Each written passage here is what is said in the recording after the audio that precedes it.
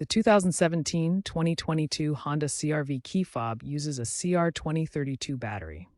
When your fob's range decreases or it stops working, it's likely time for a replacement. You'll need a new CR2032 battery and a small flathead screwdriver or coin. First, locate the small notch on the fob's edge. Gently insert the screwdriver or coin to pry the fob halves apart.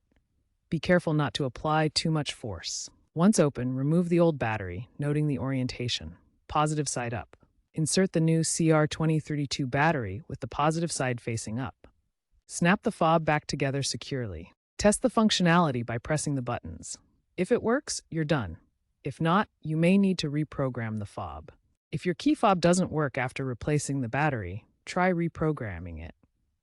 Insert the key into the ignition, turn it to the on position without starting the engine, and press the lock or unlock button on the fob within 10 seconds. Always use a quality CR2032 battery from a reputable brand like Panasonic or Energizer to avoid leaks or premature failure. Ensure the battery is installed with the correct polarity. Cold weather can reduce battery life by 20 to 30%. If you experience frequent battery replacements more than once a year, have your vehicle's electrical system checked. Some users report that a low vehicle battery can interfere with fob syncing, so ensure your car battery is healthy. If problems persist, professional help is recommended. Finally, dispose of the old battery properly at a recycling facility.